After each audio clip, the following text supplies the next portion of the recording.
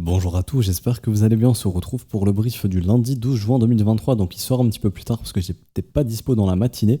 Mais je vous fais le brief maintenant. On se fait un point rapide BTC, ETH et Altcoin très rapidement. On parlera du total 3 market cap. Alors, le BTC qui, pour le moment, est toujours dans sa zone de combat. Donc il n'y a pas de résolution baissière sur Bitcoin. Il y a une résolution baissière sur Ethereum qui lui a résolu son range, donc sa zone de combat au sud, qui également crée ce qu'on appelle un sommet descendant puisqu'on vient de faire un creux descendant ici. Donc on est toujours dans une dynamique baissière sur Ethereum. Ça, c'est ce qu'il faut bien prendre en compte. Demain ou mercredi, je vous ferai un point un petit peu plus poussé techniquement, mais ce qu'il faut comprendre, c'est que Ether reste baissier, qu'on va probablement se diriger vers les 1660 $ et que tant qu'on reste baissier, en cas de rebond, il y a peu de probabilité qu'on aille au-dessus des 1876 $. Donc ça, c'est ce qu'il faut comprendre. On va enchaîner en fait les sommets descendants jusqu'à ce que ça s'inverse, par exemple comme ceci. Ok. Mais tant que ça reste baissier, on va se diriger vers les 1660 $, très très probablement ce gros support qui était une ancienne grosse résistance. Ok. Donc ça, c'était rapidement pour Ethereum. Techniquement, Bitcoin, lui, toujours dans la zone de combat, ça renclenche pas au nord. Si ça casse au sud, pour moi, c'est direction 25 000 $ le premier arrêt, on en a déjà parlé. Si la EMA 208 elle cède, c'est un signal bearish, hein, ça faut bien le prendre en compte. Donc ça deviendrait une résistance assez importante.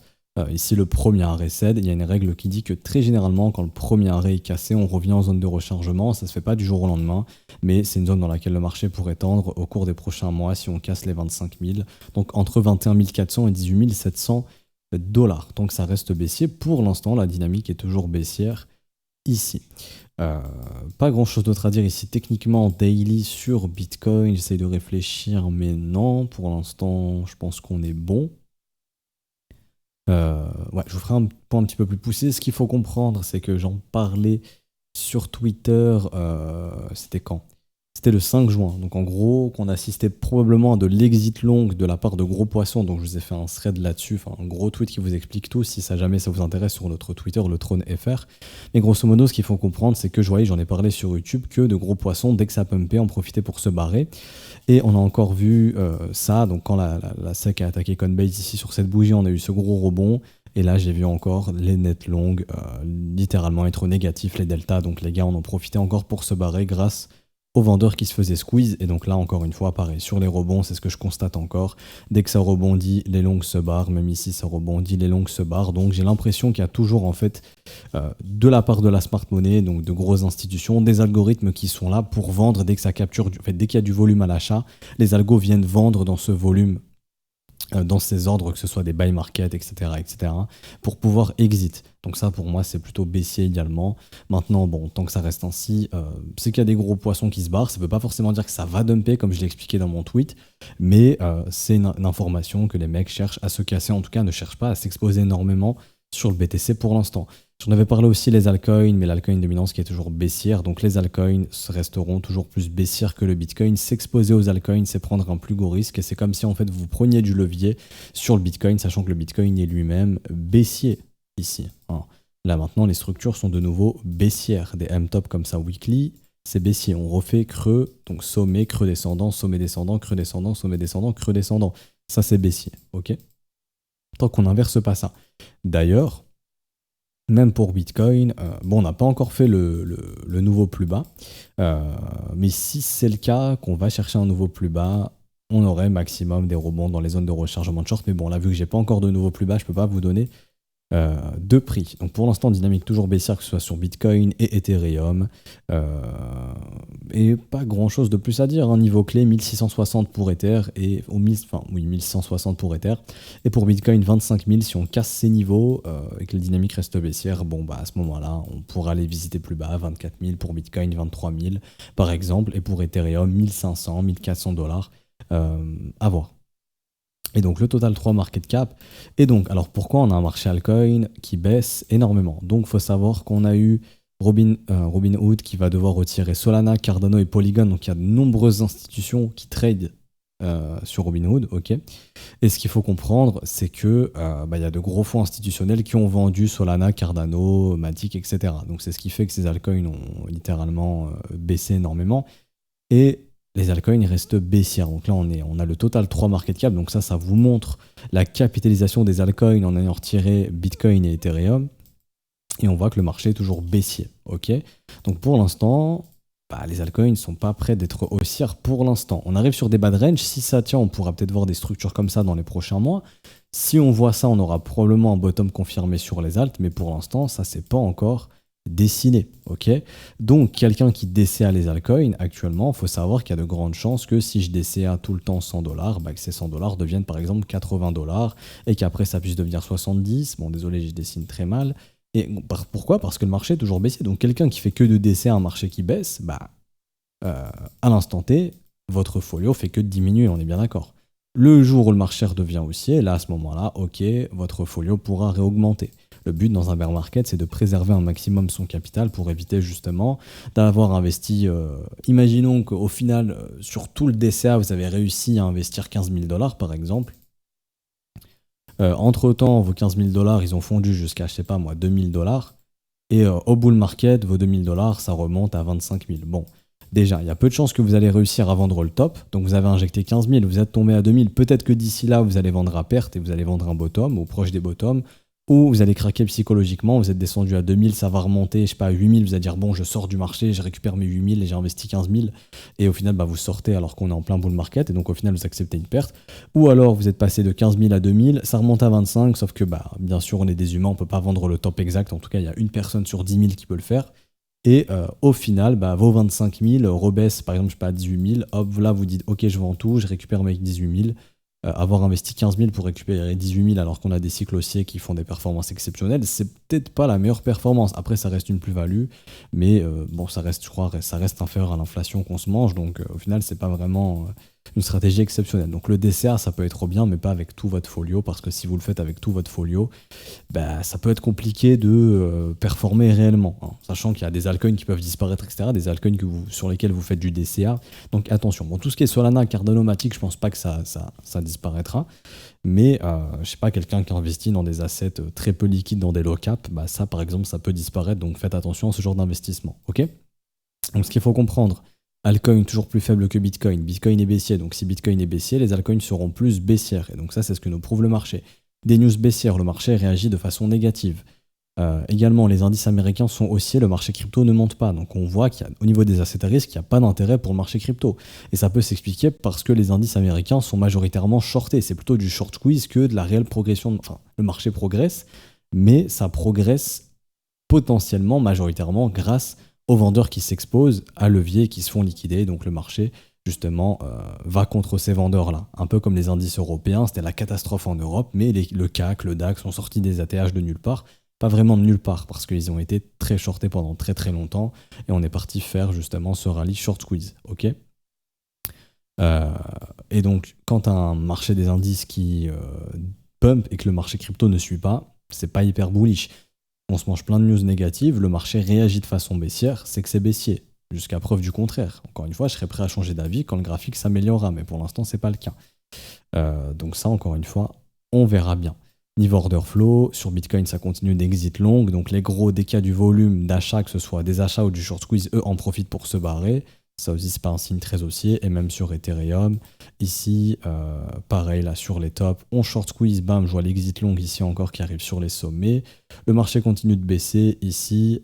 Et donc là, pour l'instant, pas trop d'informations. Aussi, là, sur la mèche qu'on a eue encore dans la journée, vers 11h, ici, on a pareil, encore de l'exit long, short squeeze, bam, je vois le net long qui baisse, donc les mecs en profitent encore pour sortir des positions longues, et même ici, hein, sur ce rallye, les gars se sont barrés, etc. Donc ça continue de sortir du train ETH. Après, il y a pas mal de shorters qui shortent pendant les bad news, on les sort un maximum, et même ici, vous voyez, short squeeze ici de tous les mecs qui sont venus shorter le bottom, bam, short squeeze ici, net short négatif, net long négatif également.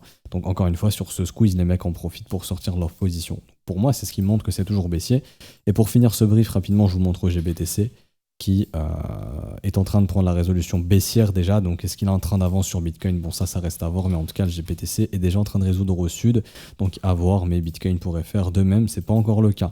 Mais si Bitcoin résout au sud, bon, à ce moment-là, il y aura une poursuite baissière sur le marché des alts. Il faudra être encore patient et attendre que les structures se montrent. Comme je l'ai déjà répété depuis très très longtemps, personnellement, je pense que le marché altcoin s'améliorera vraiment autour de l'halving du Bitcoin, puisque le prix plancher du Bitcoin augmentera. Je l'ai déjà expliqué, hein, mais il faut savoir qu'un prix de production vraiment plancher, c'est entre 11 et 15 000 sur BTC. Post-halving, ça passera entre 22 et 30 000 dollars. Donc c'est ce qui veut dire qu'il y aura peu de chances, après avril 2024, de retrouver du Bitcoin sous 22 000 dollars. Voire même sous 30 000. Entre 22 et 30, ce sera compliqué de retrouver du Bitcoin sous ces niveaux de prix.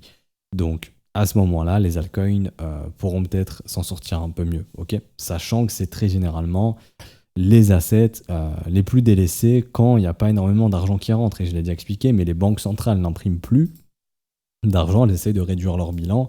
Et également, quand on voit au niveau des stablecoins, le stablecoin supply continue de diminuer. Donc, c'est ce qui fait qu'il n'y a pas énormément d'argent qui rentre dans ce marché. Donc, sachant que les gens sont déjà dans les altcoins et attendent qu'une chose, c'est que ça pump pour vendre, bah, s'il n'y a pas d'acheteurs et qu'il n'y a que des vendeurs, le marché peut que baisser, en tout cas le marché des alts. Et c'est ce qui se passe actuellement. Le Bitcoin également n'intéresse pas trop la smart money. Donc c'est un peu compliqué. Je crois que j'en avais parlé, mais quand on regarde le cote, l'intérêt il est proche de zéro. La smart money s'en fout du BTC actuellement. Là, vous voyez, le cote il est très proche de zéro. Ici, donc ça montre qu'on a un intérêt très faible. On a un gros intérêt pour le marché crypto, en tout cas pour Bitcoin, plus on s'éloigne de zéro. Il faut savoir qu'en août 2020, la smart money était à l'achat sur le BTC, mais énormément. Là, actuellement, c'est pas du tout le cas. C'est pour ça qu'on a eu ce gros rallye ici. Vous voyez ? Et quand on est revenu proche de zéro, les mecs sont plus du tout intéressés. Bon, bah, le marché baisse. Et donc là, il y a eu de nouveau de l'intérêt. Ici, début d'année 2023, on a fait notre top. Et là, pareil, les gars ne sont plus trop intéressés par le marché crypto. Ok ? Donc vigilance, essayez de préserver un maximum votre capital. Si vous ne savez pas trader ou vous voulez vous former, l'école est faite pour vous. Vous pouvez nous rejoindre via le lien qui sera en description, en commentaire épinglé. Je vous explique tous les jours, il y a des cours qui sont déjà faits, je vous donne toutes mes stratégies. Je viens de faire un brief là pour les élèves parce que je n'étais pas dispo, du coup je l'ai pas fait en direct, mais ils viennent de l'avoir. Je leur ai expliqué toute ma stratégie encore de A à Z pour qu'ils puissent justement être aiguillés et pouvoir s'inspirer de ma stratégie, pas refaire exactement la même, mais pouvoir s'en inspirer. Et aussi se dire, ok, quelqu'un qui a l'expérience parce que c'est mon 3e bear market, j'ai compris que la chose la plus importante, c'est de préserver son capital et que le DCA sur des assets baissiers ne fonctionnait pas. Parce qu'on fait que de vendre partout. Oui, il faut DCA, machin. Le DCA, ça fonctionne sur Bitcoin et peut-être ETH. Pourquoi ? Parce que graphiquement, ces assets sont aussi à long terme. Bitcoin et ETH sont aussi à long terme. Bitcoin, et encore, j'ai pas tout l'historique ici, mais je vais vous montrer ça. Le Bitcoin est aussi à long terme. Donc le DCA, ça marche sur Bitcoin. Maintenant, je vous prends n'importe quel asset. Il y a peut-être 80% des alts qui ne survivent pas à un seul bear market. Il y a combien d'assets qui ont disparu ? Donc le DCA, ça ne fonctionne pas sur les alts. Sur Bitcoin, oui. Et c'est ça le plus important. Parce que demain, si je DCA sur les altcoins, je vous prends par exemple Chiliz. J'ai rien contre Chiliz et je finirai là-dessus. C'est quoi le risque comment dirais-je, de DCA du Chiliz, par exemple ? Ou de n'importe quel altcoin, mais je vous prends Chiliz parce qu'il a fait de nouveau plus bas. Simplement, si je fais que de DCA sur un asset qui baisse, je ne performe pas. On performe sur des assets qui sont haussiers. Quelqu'un qui DCA sur Apple fait de l'argent. Quelqu'un qui DCA Chiliz ne fait pas d'argent. Maintenant, au prochain cycle, peut-être que Chiliz performera et vous ferez une plus-value, mais là, à l'instant T, depuis 2 ans, vous êtes clairement en perte et votre argent ne travaille pas. Je m'explique. J'investis sur Chiliz, par exemple, 1 fois par mois, ok ? Donc je vais passer en mensuel. 1 fois par mois, j'investis. Donc j'investis un peu ici, on va dire hop, j'ai investi ici, j'ai investi ici, j'ai investi ici, j'ai investi ici, ici, tac, tac, tac, tac, tac, tac, tac, tac. On fait ça, on va dire, depuis très longtemps, ok ? Donc on va dire qu'une fois par mois, j'investis dans Chiliz depuis, je sais pas moi, 2021. Donc je fais que d'acheter. Ici, si par exemple, à chaque fois tous les mois, j'investis $100, ces $100 maintenant ont perdu 83%. Okay, donc grosso modo, ces $100 valent $17. Donc prenez un petit calepin, vous notez, ok, $100 c'est devenu $17. Ici, ces $100 c'est devenu combien ? C'est devenu à peu près, on va dire, $22. Ok ? Vous faites que ça en fait à chaque fois. Vous regardez. Là, même quand j'ai pu acheter bas, par exemple, on va dire le plus bas que vous avez acheté, c'était ici en juillet 2022. Maintenant, ces $100, ça a perdu déjà 38%. Donc, ça a perdu $38 sur ces $100. C'est énorme. Donc, quand vous cumulez que des $100, $100, $100 qui perdent en valeur, au final, vous avez investi, je sais pas, moi, on va dire $10 000 par exemple. Au final, sur ces 10 000, maintenant, ça vaut plus que 3 000. C'est dommage. Alors que si j'attends que mon marché redevienne haussier, je serai dans le bon sens. Et donc, ça, c'est des structures haussières. Et donc là, je peux bénéficier d'un rallye. Ces $100 et du coup ces $10 000 peuvent devenir 40 000, 50 000, voire 100 000. Mais Par exemple, vous faites du DCA, etc., etc. Donc au final, vos 10 000 dollars, vous continuez d'investir, vous investissez jusqu'à 15 000 dollars. Ces 15 000 dollars, il vous reste 3 500 dollars. Le jour où ça remonte, ok. Mais déjà, le temps de revenir à 15 000 dollars, il faudra attendre. Imaginons que vous avez un prix moyen d'achat ici. Le temps que le marché revienne ici, ça peut être compliqué. Et il y a une chose auquel on ne pense pas. Mais pour que le marché revienne ici, imaginons que le bottom, il est à 3 centimes, 2 centimes. Ok. Euh, Allez, on va dire, on vient combler jusqu'à ici 3 centimes. Ok. Imaginons que chez Liz, il bottom à 3 centimes. Déjà, pour revenir à votre prix moyen d'achat, il faut faire 800%. C'est un fois 9, c'est énorme. Vous comprenez ce que je veux dire? Donc, c'est un peu dommage. Et si vous avez un prix moyen d'achat ici, 15 000 dollars, on va à 3 centimes. Enfin, pardon, vous avez investi 15 000 au total avec votre DCA, votre prix moyen d'achat, il est ici.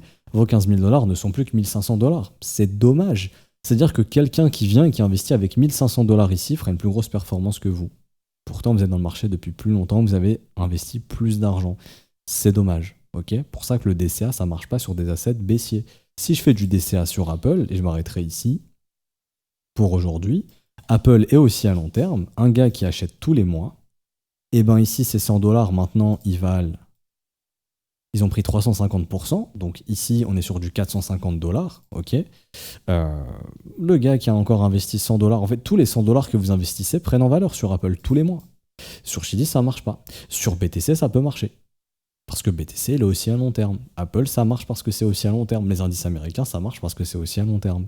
Microsoft, Amazon, Google, ça marche. Mais, je sais pas, moi, on prend n'importe quel projet. Hein. Avax, par exemple, ça marchera pas non plus parce que Avax, il est baissier, clairement. Ok. Donc faites très très attention au DCA. Je vous dis pas forcément de ne pas acheter ici parce que les localisations sont correctes. Si vous croyez vraiment au Avax, etc., oui, les prix sont bons. Maintenant, est-ce que la semaine prochaine, ça sera bottom, on repart? Bah ça, c'est pas encore inscrit dans la charte pour le moment. Ok. Je dis bien pour l'instant. Maintenant, peut-être que ça, dans plusieurs semaines, plusieurs mois, ce sera le cas. Il y a certains qui vont dire oui, mais 11 dollars, si ça remonte à 100 dollars, je fais une grosse plus-value. Oui, si tu investis maintenant. Je suis d'accord. Mais si tu fais du DCA depuis 6 mois, 1 an, bah, tu es clairement sur une grosse perte. Et tout ce que tu investis, ça perd en valeur. Alors que sur un Apple, tout ce que tu investis, ça te fait gagner de l'argent. Après, je dis pas qu'il faut investir sur Apple maintenant. Mais en tout cas, quitte à faire un DCA, je préférais largement le faire sur Apple, par exemple. Bon, Apple, c'est vrai que c'est un peu tard. Et par exemple, je sais pas moi, un truc comme Amazon, qui lui aussi est aussi à long terme, si on passe en logarithmique, il n'y a pas de souci, il y aura plus de chances de faire de l'argent sur un Amazon que sur un Avax. Maintenant, si j'investis en bon moment sur un Avax et qu'il est prêt, et ça c'est ce qu'on enseigne dans l'école, et qu'il est vraiment prêt à refaire un cycle haussier, que le graphique un jour il se remette à ressembler à ça, là oui, là il y a moyen de faire des grosses plus-values. Mais il n'y a même pas 1% des gens qui arrivent à attendre vraiment que le marché pose des bottoms comme ça. Et ça, c'est très important. Ok. Donc je m'arrête ici, j'espère que ça vous aura plu. Si c'est le cas, n'hésitez pas à laisser un petit pouce bleu, vous abonner si ce n'est pas déjà fait. Vous pouvez vous inscrire sur notre plateforme partenaire BitGet qui vous permet encore de trader sans KYC et de conserver un anonymat total qui est très liquide. Il y a un bon marché spot également, il y a quasiment toutes les paires qui sont dispo. Donc si jamais ça vous intéresse, le lien il est en description en commentaire. Coinbase qui se fait attaquer dans tous les sens, Binance, il n'y a quasiment plus rien de tradable sur Binance, en tout cas pour les Français c'est très compliqué, bah ça c'est dispo sur BitGet, donc vraiment n'hésitez pas. Si vous souhaitez vous former et être bien encadré, n'hésitez pas à rejoindre l'école. Vous avez notre site web maintenant, les cours arrivent très très bientôt sur le site, très très très bientôt. Donc si vous voulez assurer votre accès au site, c'est maintenant que ça se passe. Vous pouvez rejoindre l'école, je vous mets le lien en description, en commentaire. Donc 49 € par mois, 120 € par trimestre, 210 € par semestre ou 380 € à l'année. Il faut savoir qu'il y a 36% de réduction sur l'abonnement annuel. C'est sans engagement, les renouvellements sont automatiques, mais vous pouvez annuler les renouvellements quand vous le souhaitez, vous n'êtes pas obligé de vous engager pour une durée. Ok. Par exemple, si je prends l'abonnement mensuel, je peux l'arrêter quand je le veux. Pareil pour tous les autres abonnements. Ok. N'hésitez pas aussi à rejoindre la newsletter, c'est gratuit, le Trône Contact System New Newsletter, le Trône, ça prend 2 minutes, lien en commentaire épinglé de cette vidéo, vous mettez votre mail, je m'inscris, vous êtes inscrit, c'est gratuit, et vous recevrez la prochaine analyse d'Alcoin très très bientôt, ce mois-ci.